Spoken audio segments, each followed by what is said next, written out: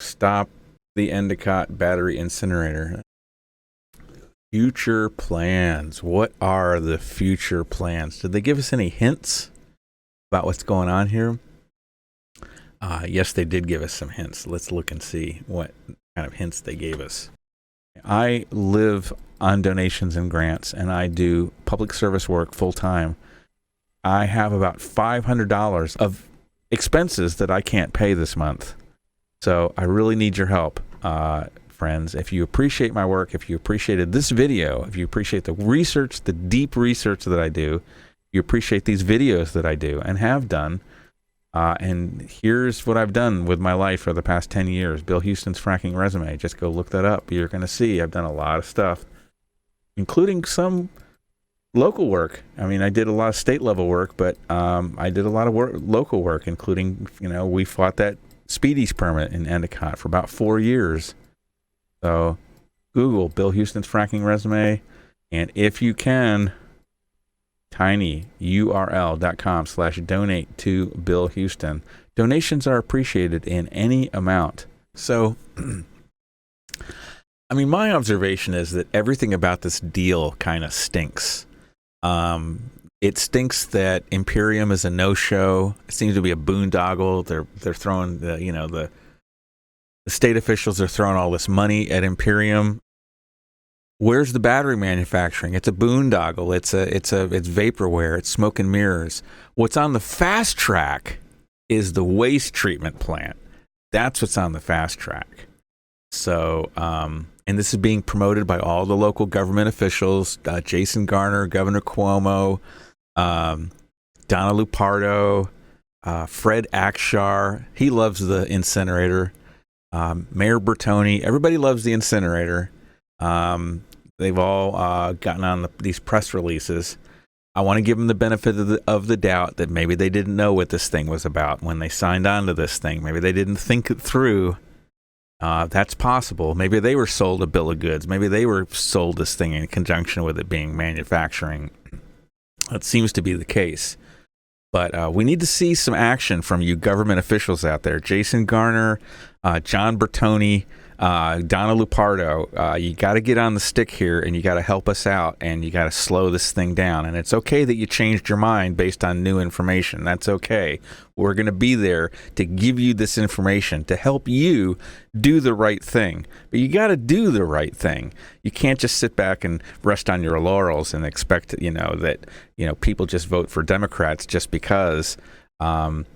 You got to do something. You actually have to do something. You have to, prove your reputation once in a while.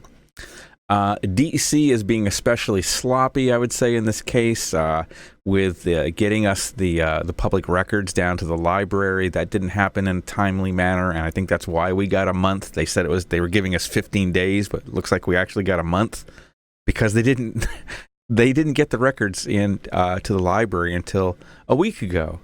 The records were received Friday, 10 days ago, but the library actually didn't get them out to the public until about a week ago.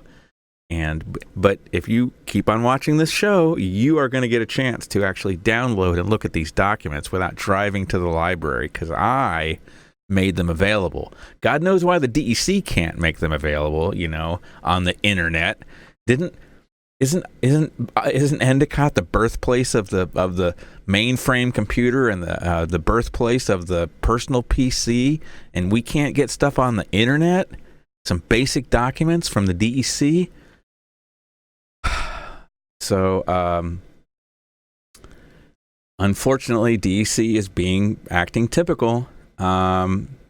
And I would say the DEC is structurally compromised. And the reason why is because the DEC basically works at the pleasure of the governor. And the governor has two different jobs that are mutually exclusive. One is protecting the environment, and the other is business development. Those two things work against each other. And the other reason why this deal stinks is because it's not organic. It's not like these genius entrepreneurs already proved themselves and then went out and tried to find funding. What's happening is that the government is going and grabbing these people, grabs this, this grad student guy at, he's probably done some good work and everything, but he doesn't have any real what's his name? Salesh Upreki. I'm messing up his name. I'm not looking right at it. I could pronounce it right if I saw it in front of me. Um, this guy is probably pretty smart, but he's over his head. They throw money at this guy and expected him to come up with something, and it's hard to do a business and to do a business correctly. So it wasn't an organic deal. This whole thing was kind of invented by Governor Cuomo. So that's part of the reason why I think the DEC is compromised. So they're not watching out for us. We have to watch out for us, and we have to make them do the right thing through our being persistent and getting in their face and getting annoying and calling them and leaving them lots of comments. Okay, so here's an aerial view of the site. Okay, so this is we're going to explain some different parts of this thing coming up. I'm just going to click through. So this is the planned SMCC site, right? This is building 259. That's where there's 2 incinerators on the roof right now. And I think I was wrong. I didn't think those things had been used for many years, but I just heard from, I used to work over there, I heard recently that those incinerators on the roof of building 259 have been used, like maybe in the last 10 years sometime. I'm not exactly sure when they shut down, but they're in very bad condition.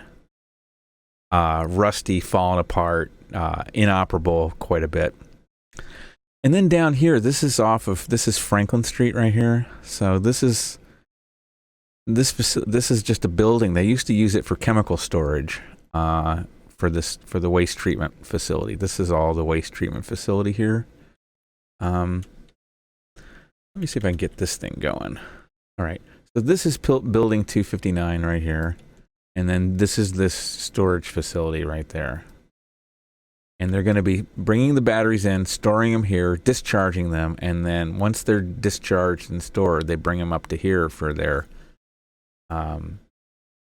crash and bash and incineration. Okay. So, wait a minute. What's this? What's this down here?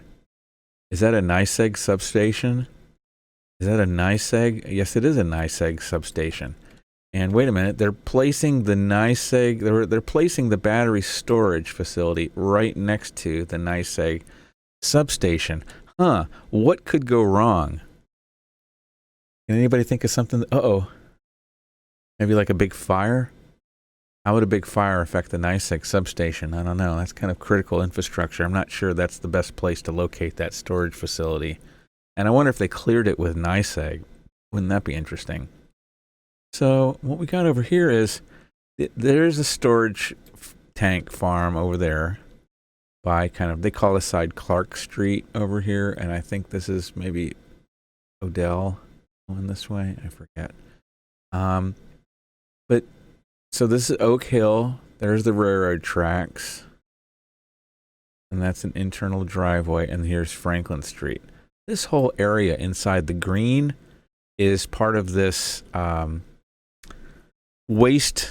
I hate to say waste water. That's what people call it, but it's not water. I mean, it's probably largely water, but there's a lot of chemicals and solvents and heavy metals and acids and bases and all kinds of nasties. That was generated from, this was built by IBM back in the 1980s, I believe, to deal with their process wastes. Because they were getting hit by the EPA for all these chemical dumping incidents, so they had to figure out something they could do.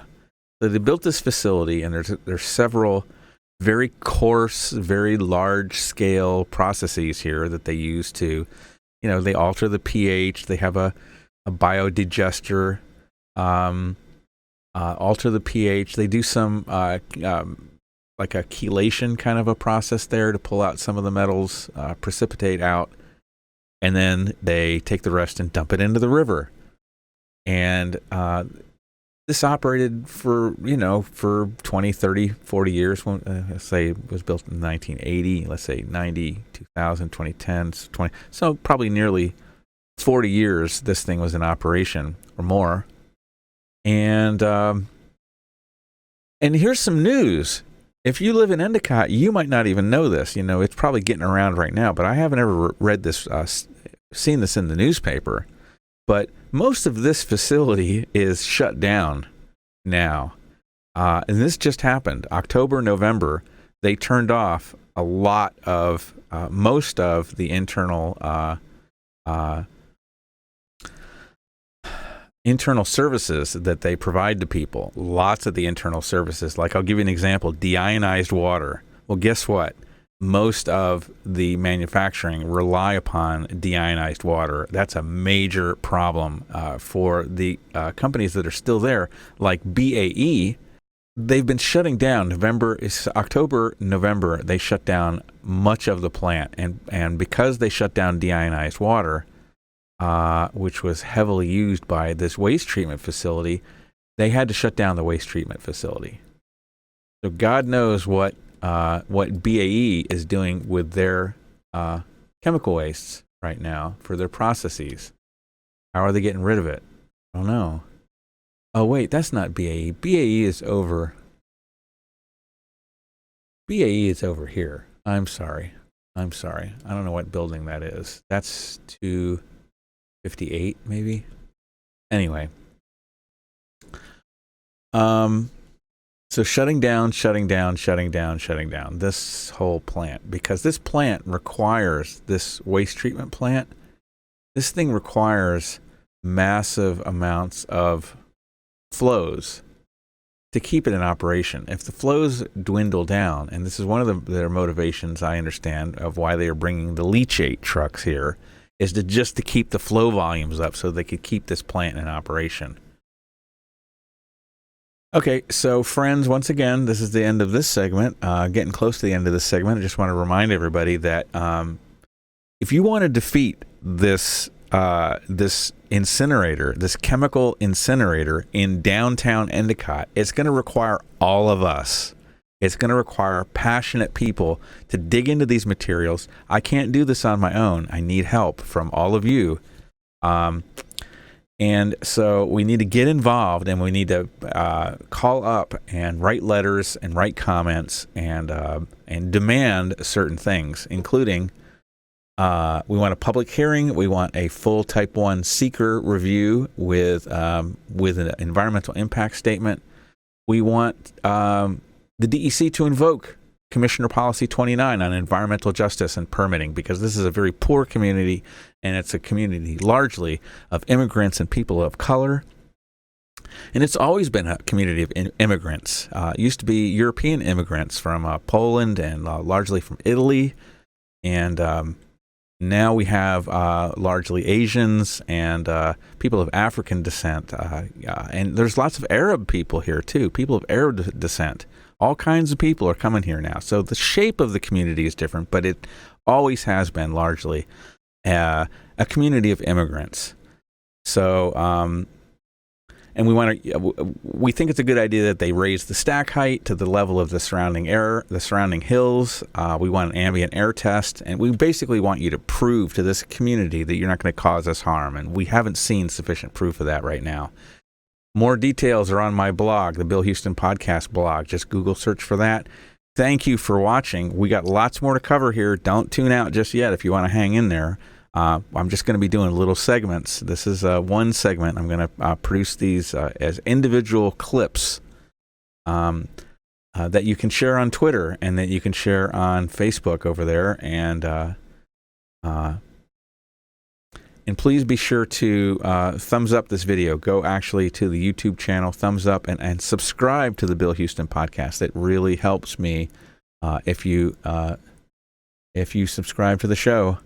And only through you and me can we stop the Endicott battery incinerator. And yes, that is my plan, or just try to make it safe. We heard what you said, and it was very boring.